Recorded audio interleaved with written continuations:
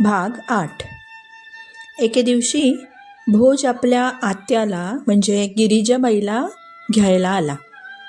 गिरिजाचा मुलगा म्हणजे मेरेचा सख्खा चुलत भाऊ, ज्याचं नाव जयमल. तर हा जयमल आणि भोज बरोबरीचे होते. दोघे फिरत फिरत मेरेच्या महालाजवळून चालले होते. मीरा गिरीधर गोपालच्या पूजेमध्ये दंग होती. गोपाला समोर बसून ती छानशा आवाजात अत्यंत कळवळीने भजन म्हणत होती. मीरेचा तो आवाज ऐकून भोज प्रभावित झाला. जयमलला त्यांनी विचारलं, जयमल, कोण गातंय रे? अरे, ही ना माझी चुलत बहीण मीरा, ती गातीये. ती काय गातीये? काय करते ती? अरे, ती ना गोपालची परमभक्त आहे. योग जाणते, संगीत कला उगते तिला. खूप हुशार आहे ती, खूप मोठी भक्त आहे. गिरीधर गोपाल म्हणजे तिचं सर्वस्व आहे. रसभरीत वर्णन केलं जयमलनी. पण मग तिचा असा रडवेला आवाज का येतोय? खरं सांगू का भोज, खरं तर या मोठ्यांच्या गोष्टी आहेत, पण माझ्या कानावर ज्या पडल्या ना ते सांगतो. अरे, हिचं लग्न ठरवतायत आणि तेही कोणाशी माहिती आहे? तुझ्याशी. म्हणून तर तुला इथे बोलवलंय. अरे वा, मग ही आनंदाची गोष्ट आहे. पण हिचं तर लग्न झालंय. झालंय? लग्न झालंय? हो, माझ्या काकूनी लहानपणीच हिला सांगितलं होतं की तुझा नवरा गिरीधर गोपाल कृष्ण आहे. तेव्हापासून तिने विग्रह स्थापन केला त्याचा आणि त्यालाच वरलाय. अच्छा, गिरीधर गोपाल हिचा नवरा आहे. भगवंताला आपला नवरा मानलाय. एवढी निष्ठा? होय, आणि ती त्याच्याच भजनात दंग आहे.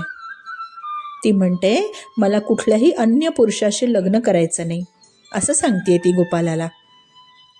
अच्छा, मग मी तर नकार देईन तिला, काळजीचं काहीच कारण नाही. अरे, पण आपण इथवर आलो आहात ना, तर त्या भक्ताचं दर्शन तरी करू. झालं. दोघे मीरेच्या मंदिरात आले. मीरा पाठमोरी होती. तिला आवाजाची चुणूक लागली. कोण कोण आहे? जयमल म्हणाला, अगं ताई मी आलोय. मीराने लगेच डोळे पुसले. सावरात आली. ये जयमल, ये. अगं वेडे, काय सुंदर तुझे डोळे, पण कसे सुजवून ठेवलेस रडून रडून. मीरा म्हणाली, जयमल, तू माझा प्रिय भाऊ आहे. आजवर मी तुला बहीण म्हणून काहीतरी मागितलं का सांग बरं? आज देशील मला? मला काय हवंय ते देशील? अगं हो हो ताई, बाईसा, तुला काय हवंय सांग मला. मीरेनी जयमलच्या कमरेचं खंजीर पटकन घेतलं आणि म्हणाली, मारून टाक, मारून टाक मला. माझ्या लग्नाचा विषय नकोय मला. मारून टाक मला. बायसा बायसा, अगं काय करते ताई, काय करतेस? मी तर तुला मारू नाही ग शकत. तू पहिल्यांदा मागितलं आणि तेही असं. मी तुला देऊ नाही शकत. पण हां, मी तर मला मारून घेऊ शकतो ना. म्हणून त्यांनी तिच्या हातातून ते पटकन खेचलं आणि स्वतःला मारायला सज्ज झाला. त्या दोघांच्या संभाषणात दोघांनाही भान उरलं नाही की तिसरा मागून कोणीतरी बघतोय. तेवढ्याच समोर भोज आला. जयमलच्या हातातून त्यांनी पटकन खंजीर घेतला. कोणाला तरी पाहताना मीरेनी पटकन घुंगट घेतला, बाजूला झाली, भिंतीशी टेकून उभी राहिली. कोणी नवीन आहे. भोजनी सांगितलं, मी भोज. यांनी मला सगळं सांगितलंय. मला माहीत नव्हतं, यासाठीच मला बोलवलंय, नाही तर मी आलो नसतो. हे पहा, जयमलला मरायची काही गरज नाही आणि तुम्हीही काही मरू नका. खरं म्हटलं तर मलाच मेलं पाहिजे म्हणजे प्रश्नच नाही. नाही नाही, पण तरीही तुमच्या लग्नाची गोष्ट कोणाशी तरी अन्याशी सुरूच राहील. तुम्हाला कितीतरी स्थळं सांगून येतील नाही. भोज पुन्हा म्हणताय, हे बघा, आज गिरीधर गोपालाच्या मंदिरात आपल्या पूर्वजांची शपथ घेऊन सांगतो की जर तुमचा माझ्याशी विवाह झाला तर शपथेवर सांगतो की मी तुमच्या शरीराला हातही लावणार नाही. लग्नानंतर जशी लक्ष्मीची पूजा करतात, राधेची पूजा करतात, देवी रूपाने देवीची पूजा करतात, देवी स्मरतात, देवी स्मरून मी तुमची पूजा करीन. पत्नी म्हणून स्पर्शही करणार नाही. वचन आहे माझं, या भोजराजाचं वचन आहे. हा भोज राजपुत्र आज गिरीधर गोपाल समोर म्हणतोय. आणि चटकन भोज पायऱ्या उतरलाही. मीरा बघतच राहिली, आपल्याच विचारात दंग राहिली.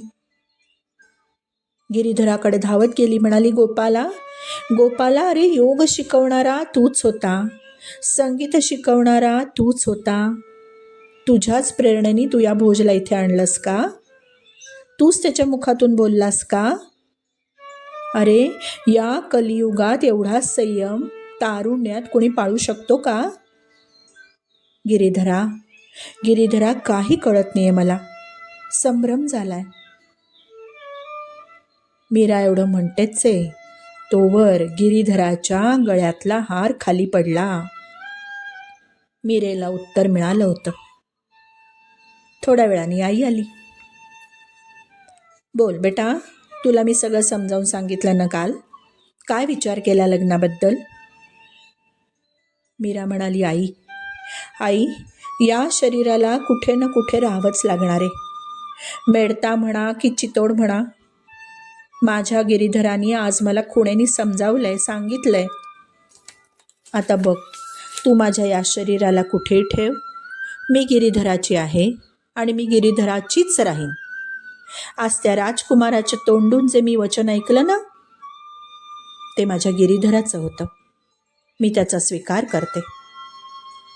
आईने एवढं ऐकलं मात्र आणि बस, लग्नाची तयारी तर होतीच सगळी.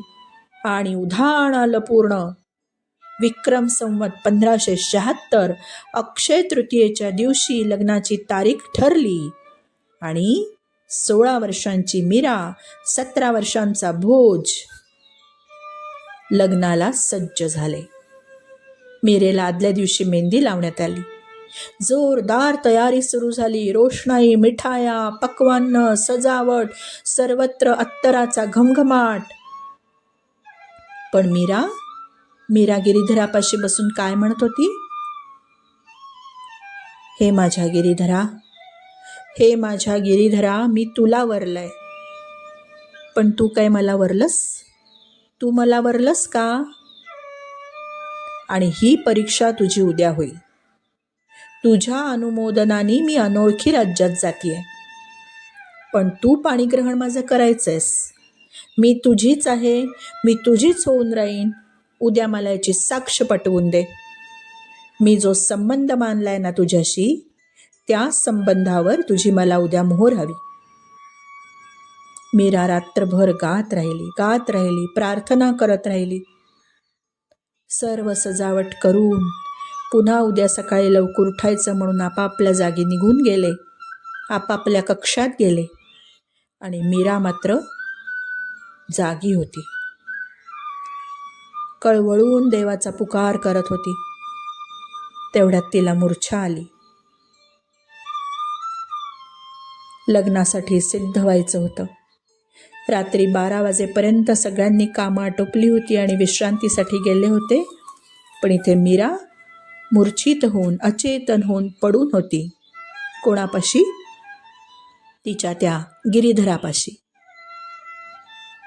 आणि 12 नंतर मध्यरात्री ढोल नगाऱ्यांचा आवाज, मोठ्या मोठ्याने एक मिरवणूक येत असलेली मीरेनी, त्या आवाजाने मीरा उठली आणि पाहते तर काय भव्य दिव्य मिरवणूक, मोठी मिरवणूक येताना मीरेनी पाहिली. आणि प्रत्यक्ष द्वारकाधीश रथात बसून समोरून येत असलेले पाहिले. त्यांच्याबरोबर एकीकडे होती रुक्मिणी आणि दुसरीकडे होती सत्यभामा. अनेक दासदासी होत्या, ढोल ताशे वाजत होते, अनेक लोक होते, लोकांचा जणू पूरच होता. रुक्मिणी आली, मीरेपाशी आली, मीरेला साज शृंगार चढवला. म्हणाली, आपल्या प्रभूंनी तुझा स्वीकार केला मीरा, तू आता आमची बहीण झाली.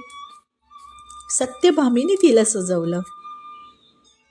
काय सांगावं, थाटामाटानी गोपाल कृष्णाशी द्वारकाधीशाशी लग्न झालं, सप्तपदी झाली, होम झाला.